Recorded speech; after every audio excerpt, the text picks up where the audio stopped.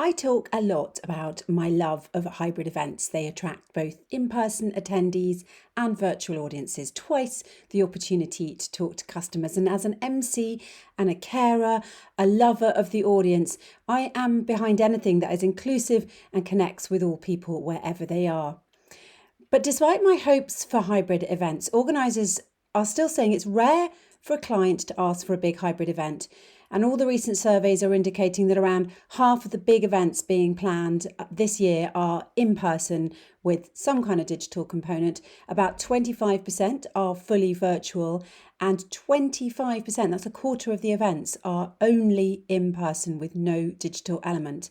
And I actually have nightmares about a roundtable conversation I had last year in which an internal events organiser told me that her company's salespeople have asked for a ban on virtual events because they don't want to risk their members and their clients not coming in real life, as that's where they close more deals. I mean, what happened to all the other reasons you have an event? Building a community for a brand, giving attendees and clients what they want for a start, customer first, all that kind of good stuff. And if you're only doing it, if people are only doing events in person, then they're ignoring the clients who couldn't show up in person. So, what kind of business sense is that?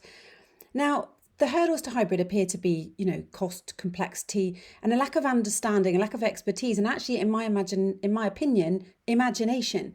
I mean, it's like a fear of the unknown, being unable to see or imagine how hybrid could be done well. And I'm really frustrated at this fear and loathing over hybrid events because, boy, does it mean organisations are missing a trick at engagement and inclusivity and all the rest of it, but also because it doesn't have to be costly or complex. It's about clients thinking about a hybrid event strategy rather than an all singing, all dancing hybrid one-off extravaganza, like they could have a campaign with touch points of live and virtual experiences through the year. That's a hybrid event strategy. Now, we've all been at events where the virtual element left us wanting and disappointed.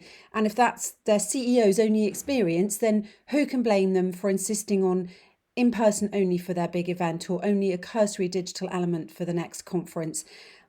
But I just think that's like a retail company basing a decision not to have an online store because the first online apps that they used over a decade ago were crap.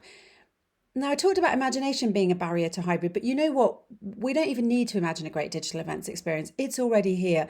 The virtual of lockdown is ancient history, or it darn well should be. The technology platforms available now do so much. I've worked with some awesome virtual platforms, hybrid platforms, and there are so many really exciting new ways, new technology to engage and collaborate that are out there now, and they are light years ahead of the kind of clunky networking Zoom meetings that we all went to.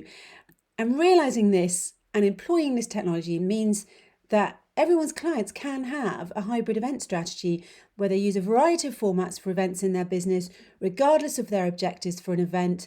It could be encouraging community, training, dissemination of content, direct sales, whatever. And that way they will reach the desired audience in a way that the audience wants to be there. Now, am I preaching to the converted, or are you a planner really happy with the status quo? Or perhaps you're an internal events pro who just wishes your board would go for hybrid events. I'd love to know. Let me know your thoughts.